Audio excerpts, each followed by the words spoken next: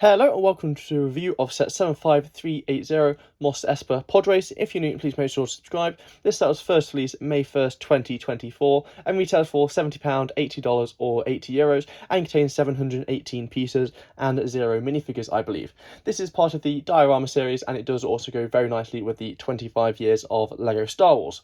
So on the front of the box you have the name of the set along with a beautiful render of the actual set, along with the 25 years of LEGO Star Wars logo, the LEGO logo and the Star Wars logo, and this lovely information and greebling along the bottom. And on the back of the box you have another beautiful render of the set, and it does show the dimensions of the set. So that is going to be 30 centimeters or 12 inches long, and that is the only dimensions you get, so it doesn't say how high or how wide it is. And you do have an image of this set from the actual film, which is episode 1, The Phantom Menace, along with the LEGO logo, the Star Wars logo, and some more beautiful greebling down the bottom.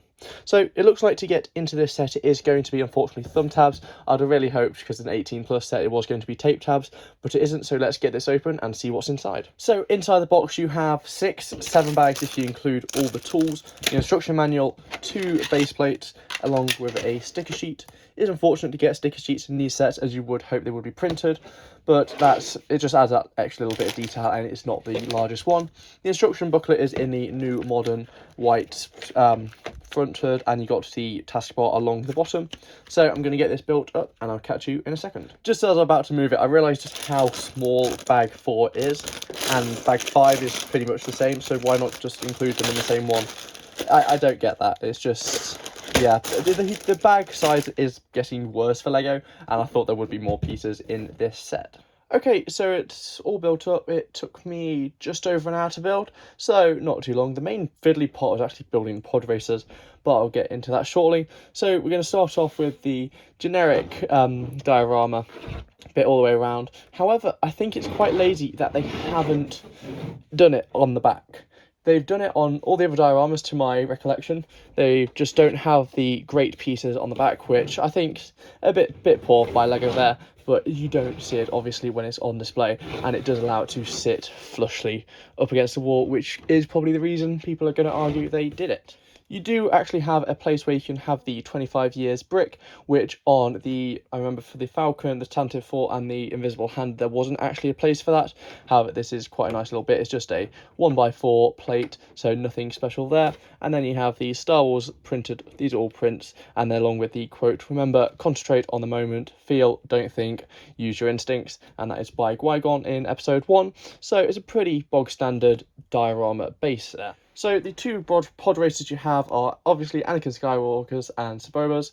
They were the thing that took up the most time actually building this. Saboba's is evidently quite a lot bigger compared to Anakin's, and they do look generally quite good from what you can see from the outside. However, there is a few issues I have with them. So starting off with Saboba's, the main part is in the front obviously, and you get this quite cool detail using the translucent pink and just a plain translucent rod piece, which is really quite cool. The way they managed to attach these on is not my favourite part. It's very wobbly. You can get quite good angles with it. However, I think there probably was a slightly better way they could have done it, but I just can't think of it at the moment. And the general pod racing seat is very basic, and you do have the little Saboba there.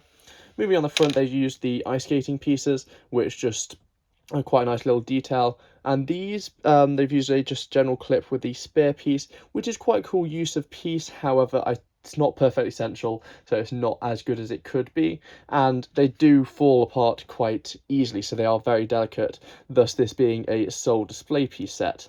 And just the general building of it was very fiddly, a lot of turning it around, making sure the angles are correct, and the way this is attached is by using these 2 translucent pieces onto this dark tan piece here. So I'm going to do it. It's relatively easily to put in, and you do get quite a nice angle there as well. So now let's have a look at Anakin's pod racer. So Anakin's pod racer is a lot smaller, obviously, as it is like that in the films, and that makes it a lot flimsier.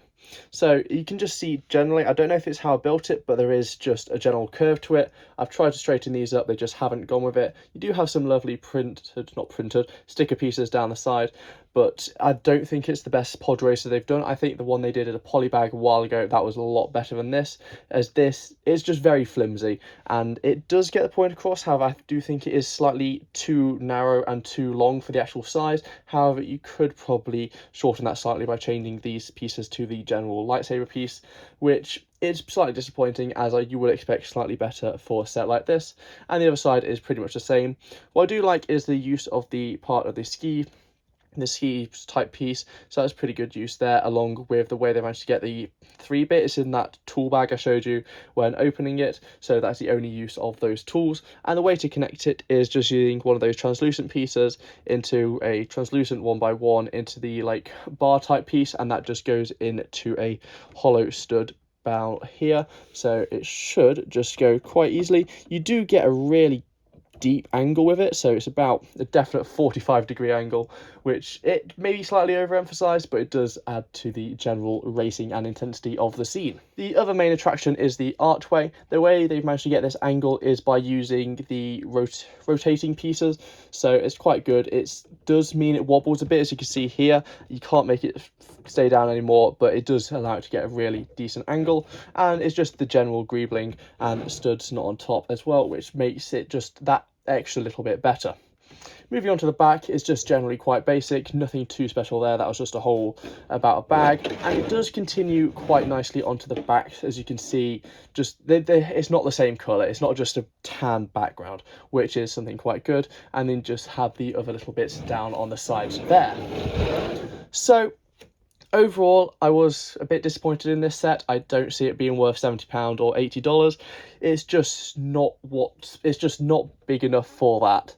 Going on some of the Superstar Destroyer, the micro one, that's £60, is a lot bigger, and it was a much more enjoyable build, along with a lot more little Easter eggs.